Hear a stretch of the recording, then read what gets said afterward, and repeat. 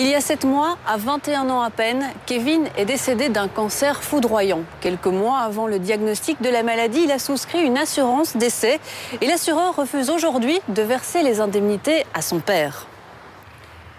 Encore meurtri par le décès de son fils unique, Pascal tient à dénoncer les pratiques d'une société de courtage qu'il juge peu scrupuleuse. Le jour de notre tournage, c'est avec beaucoup de peine que Pascal se rend au cimetière. Quelques mois après la mort de son fils unique, la souffrance est toujours aussi vive. Eh bien voilà, voici où reposent les cendres de mon fils.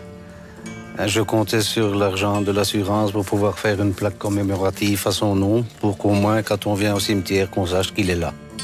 Pascal se sent totalement démuni. Il y a 1 an, lorsqu'il se lance comme indépendant dans les assurances décès pour une société de courtage, il est loin d'imaginer que les choses allaient prendre une telle tournure. Quand j'ai commencé à travailler, on nous avait bien dit de commencer par notre entourage, de commencer par la famille. C'est comme ça que j'ai proposé à mon fils de prendre une assurance. Il me disait, en même temps, papa, comme ça, tu auras ta petite commission. Pascal fait donc souscrire à son fils une assurance décès et obsèques. La société de courtage pour laquelle il travaille lui aurait donné quelques directives qu'il applique à la lettre. Lors des formations, on nous demandait de vendre au maximum en cachant certains aspects de santé et d'antécédents médicaux de la personne pour que les mensualités soient toutes petites et que les gens soient incités à acheter. Pascal remplit sommairement le questionnaire qui se rapporte à la santé de son fils. Il juge inutile de tout indiquer et ne mentionne pas l'abcès qui s'est développé sur la fesse gauche de Kevin, car il semble bénin. Mais voilà, quelques jours après avoir souscrit le contrat, l'impensable se produit. Suite à une série d'examens, l'abcès se révèle cancéreux. En moins de 6 mois, Kevin décède. Pour Pascal, c'est un véritable choc. La mort de mon fils était complètement inattendue parce que 15 jours avant son décès, il était encore déguisé et était en train de faire la ronde alentour du grand feu au carnaval en chantant, en dansant. Bouleversé par la mort de son fils unique, Pascal n'est pas au bout de ses peines. Il y a quelques semaines, la compagnie d'assurance a décidé de ne pas l'indemniser. Motif, l'abcès de Kevin n'a pas été mentionné lors de la souscription du contrat. Pour Pascal, cet argument est injuste et ne tient pas debout.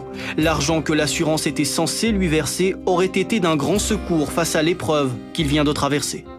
Non seulement le sentiment de tristesse, de détresse, de manque et de tout, le fait de se retrouver face à une facture impayée, après tous les frais hospitaliers dont j'ai dû faire face, ce refus, je l'ai ressenti comme un coup de poignard dans le dos.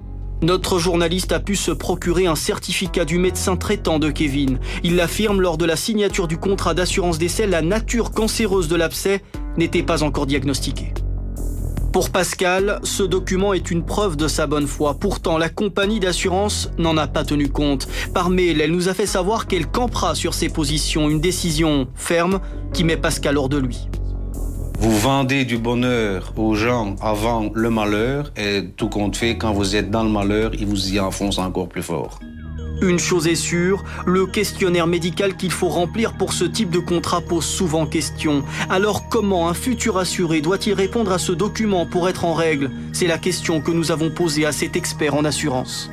C'est quand même pas un simple questionnaire, c'est comme un questionnaire qui comporte quand même 4 pages en général et il doit y répondre en âme et conscience à différentes questions.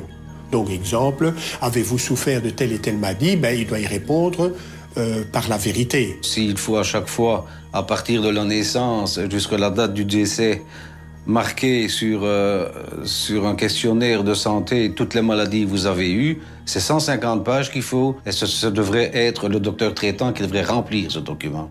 Le questionnaire médical a déjà fait l'objet de plusieurs modifications sous la pression notamment de Testachat. Son porte-parole reconnaît toutefois que des arrêtés doivent encore être pris pour éviter les dérives.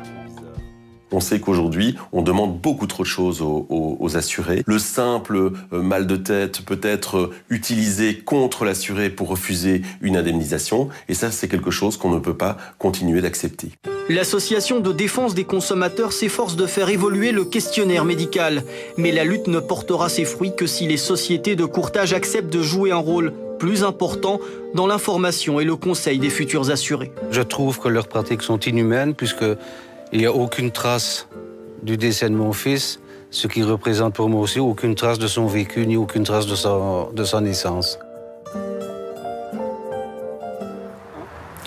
C'est la fin de cette émission. Merci pour votre fidélité chaque semaine. Vous aussi, vous pouvez contacter l'équipe de journalistes d'Images à l'appui si vous êtes victime d'une injustice ou d'une arnaque. Je vous souhaite de passer une excellente soirée. Très bonne semaine. À lundi prochain. Au revoir.